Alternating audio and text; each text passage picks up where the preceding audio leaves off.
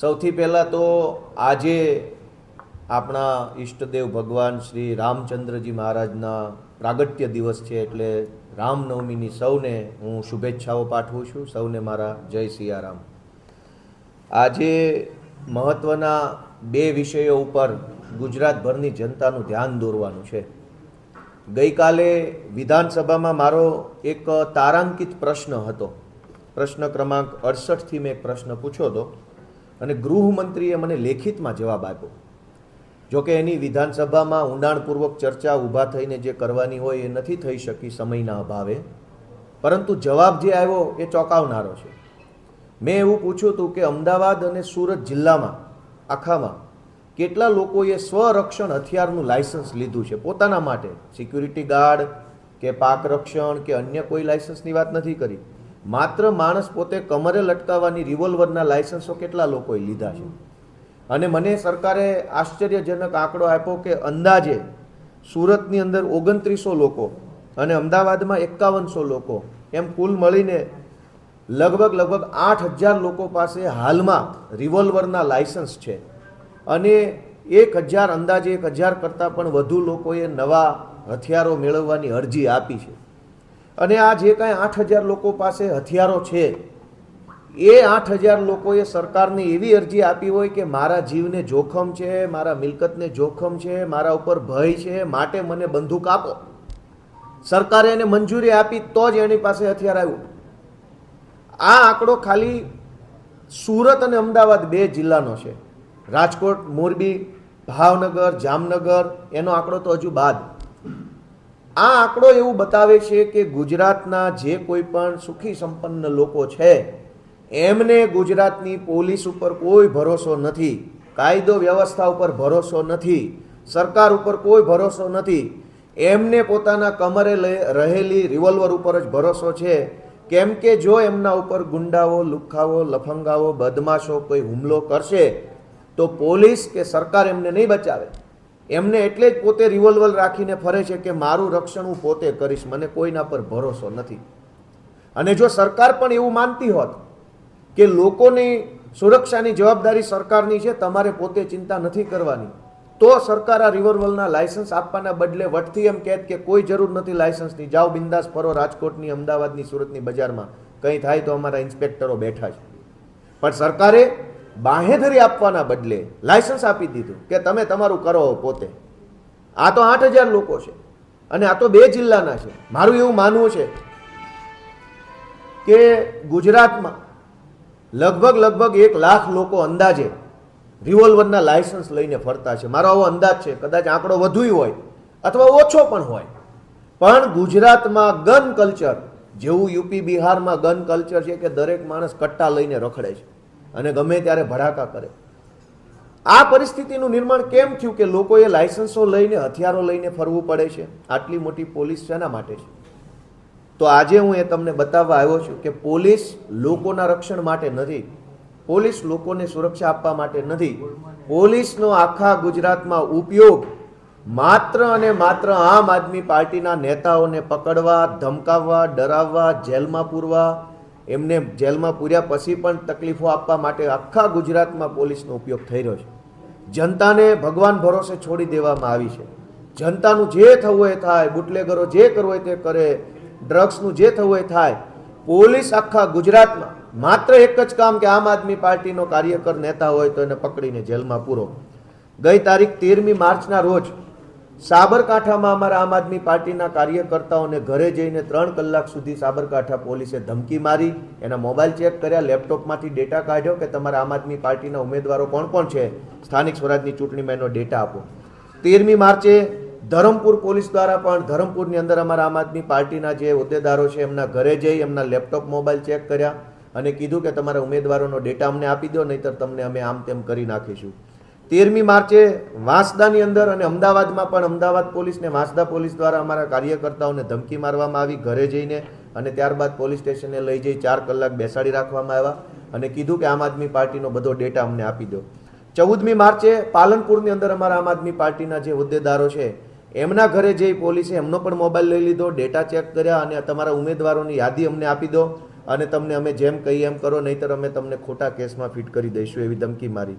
15મી માર્ચે સુરેન્દ્રનગર પોલીસે અને ચોટીલા પોલીસે સુરેન્દ્રનગર અને ચોટીલાની અંદર કાર્યકર્તાઓને પોલીસ સ્ટેશને બોલાવી ધાકધમકી કરી, ઘરે જઈને ધાકધમકી કરી.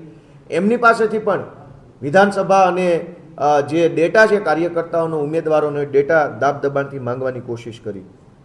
16મી માર્ચે નવસારીમાં, અમદાવાદમાં, નરોડામાં, બાપુનગરમાં અને એલિસ બ્રિજમાં આટલી જગ્યાએ પોલીસે, એલિસ બ્રિજ, બાપુનગર, નરોડા, નવસારી, અમદાવાદ પોલીસે અમારા એ વિસ્તારના કાર્યકર્તાના ઘરે જઈ અને એમની પાસેથી ચૂંટણીને લગતો ડેટા માગી ધાકધમકી ચાલુ કરી. અને જ્યારે આ તમામ વિસ્તારમાં જ્યારે અમે પોલીસને પૂછ્યું કે આ તમારે અમારો ડેટા શું કરવો છે, તમે કોના કહેવાથી આવા કાળા ધંધા કરો છો, આવી દલાલી કેમ કરો છો, એવું જ્યારે પૂછ્યું ત્યારે દરેક પોલીસે કીધું કે અમારી પાસે કમલમમાંથી ડેટા માંગવાનું અમને સૂચન કરવામાં આવ્યું છે.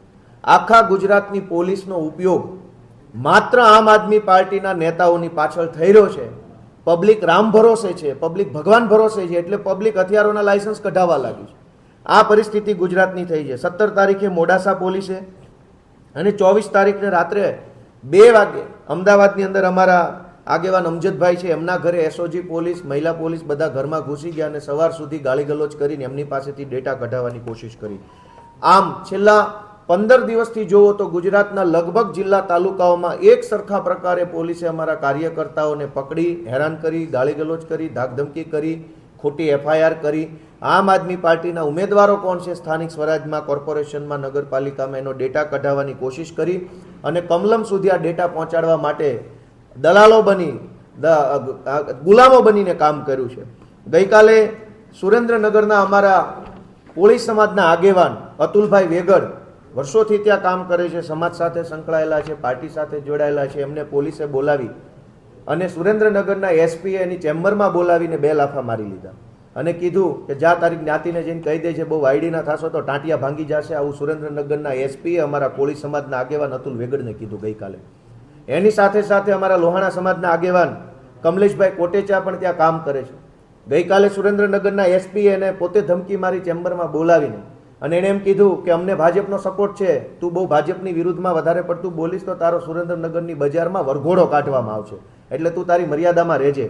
દીપકભાઈ ચેહલા છે અમારા આગેવાન અને કુણાલભાઈ શાહ છે, પત્રકાર છે, આરટીઆઈ એક્ટિવિસ્ટ છે.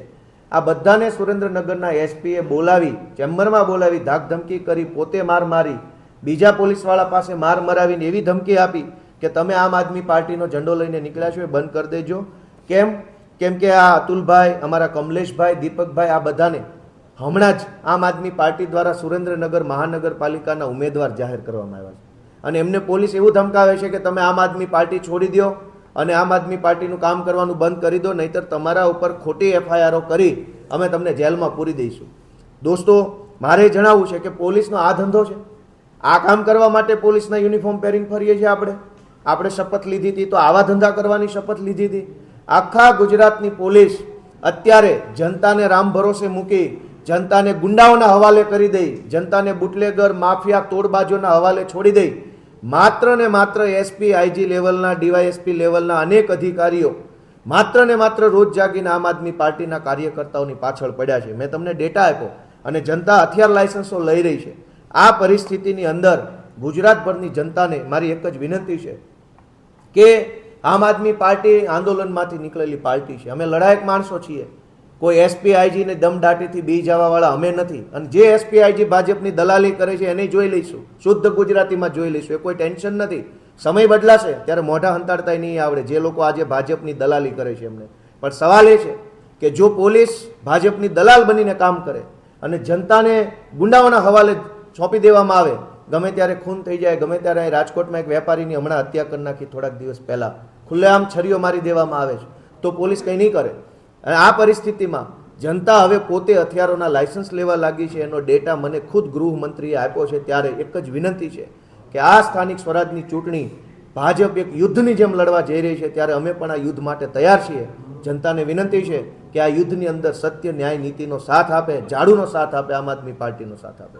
બધી જ જગ્યાએ અમે ફરિયાદ આપી છે, પણ અમારી ફરિયાદ ક્યાંય લેવામાં આવતી નથી. પોલીસે સ્પષ્ટ કીધું છે કે અમને ઉપરથી કમલમમાંથી ભાજપનો આદેશ છે કે ભાજપ આમ આદમી પાર્ટીના કાર્યકર્તાઓને ડરાવો, ધમકાવો અને એના ઉમેદવારનો ડેટા કઢાવી લો. અમે ફરિયાદ આપીએ છીએ. હવે ચોરને જ તે ન્યાયની ફરિયાદ આપવાની.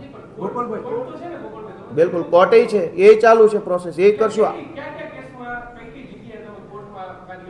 અમારા ધરમપુરમાં, વાંસદામાં, પાલનપુરમાં, સુરેન્દ્રનગર, ચોટીલા, નવસારી, નરોડા આટલી જગ્યાએ અમારા જે કંઈ કાર્યકર્તાઓને હેરાન કર્યા છે એમાં અમે પોલીસની વિરુદ્ધમાં ફરિયાદ આપવા માટે સૌથી પહેલાં પોલીસમાં રજૂઆત કરી છે.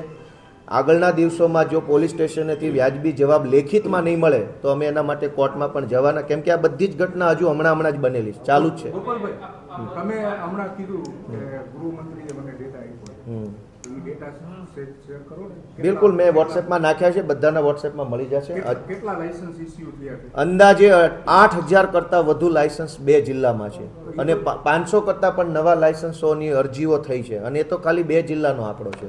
ગુજરાતમાં તો 33 જિલ્લાઓ છે, 2માં 8,000 હોય તો 4માં 8 દુ 16,000 થઈ જાય, તો 16 જિલ્લામાં કેટલા થાય? ખાલી રેન્ડમ આંકડો પકડીએ લોજિકથી તો પણ ખૂબ મોટી સંખ્યામાં ગુજરાતના લોકો હથિયાર લાયસન્સો લઈને ફરવા લાગ્યા છે, કેમ કે લોકોને ખબર છે કે અમને કંઈ તકલીફ પડશે તો પોલીસના ભરોસે રહેવાય એમ નથી, પોતાની સુરક્ષા સૌએ જાતે જ કરવી પડશે. ગોપાલભાઈ, કેજરીવાલ અત્યારે ગુજરાતના પ્રવાસે છે. દિલ્હીના એક મંત્રીએ શીશ મહેલ બતાવીને કેજરીવાલને રહેમાન ડકેત એવું ઉપમા આપી છે, શું કહેશો?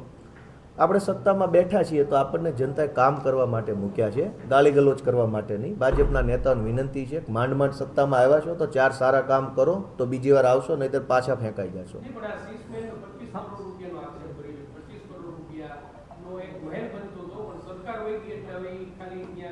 પ્રદર્શની તરીકે વાર્તા છે ભાઈ.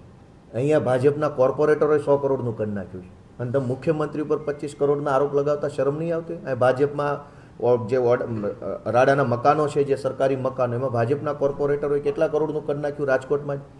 એ જ પાર્ટીના લોકો મુખ્યમંત્રી પર 25 કરોડનો આરોપ લગાવશે, શરમ આવી જોઈએ. રાજકોટ ભાજપના કોર્પોરેટરોને ખિસ્સા ખંખેરે તો 100-200 કરોડનો માલ કમાયા.